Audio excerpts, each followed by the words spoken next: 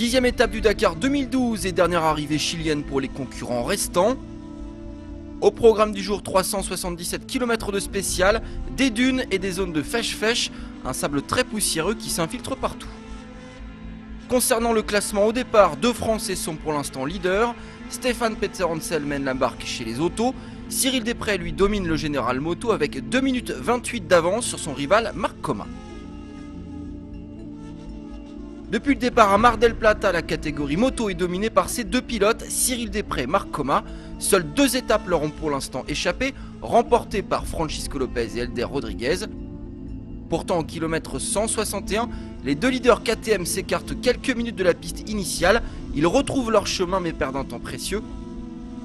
Un homme va alors en profiter, Joan Barreda-Bort. Il est incontestablement la révélation de ce millésime 2012. Toujours bien placé mais jamais au sommet, le jeune espagnol réalise une journée parfaite aujourd'hui. Et ce malgré une blessure au pied droit survenue dès le kilomètre 35. Il s'impose en 4 heures, 18 minutes et 43 secondes. Derrière, à 1 minute 32, on retrouve Marc Coma. Cyril Desprez lui termine avec 3 minutes et 39 secondes de retard sur le vainqueur du jour. C'est donc la première victoire d'étape dans la carrière de Joan Barreda-Bort.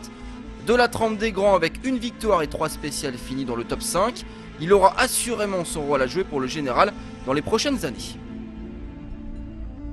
Un classement général toujours dominé par Cyril Desprez, mais l'avance du leader a fondu comme neige au soleil. Il ne compte plus que 21 secondes d'avance sur Marc Coma. Chez les autos, la journée commence très mal pour Robbie Gordon. Le collège des commissaires ayant constaté une non-conformité de son Hummer numéro 303 hier soir, l'Américain est expulsé manu militari de l'épreuve, mais il peut prendre le départ après avoir fait appel. On en saura plus dans les prochains jours. Retour à la course, le duel entre Hummer et Mini est toujours aussi intense.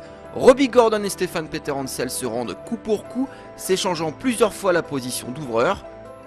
Mais encore une fois, le team américain joue de malchance. En tête, Robbie Gordon part à la faute et endommage l'avant gauche de son véhicule. Une aubaine pour Peterhansel. Leader au général, le Français a une formidable opportunité d'accroître son avance au classement et peut envisager la victoire d'étape. Oui, sauf qu'un autre pilote Mini joue les troubles faites, l'Espagnol Nani Roma. 3ème sur la piste et toujours aussi régulier depuis le 1er janvier, le Catalan est encore là.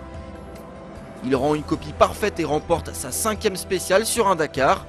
Il profite également des malheurs de Robbie Gordon et de Christophe Olopchik pour monter sur la 2ème marche du podium général.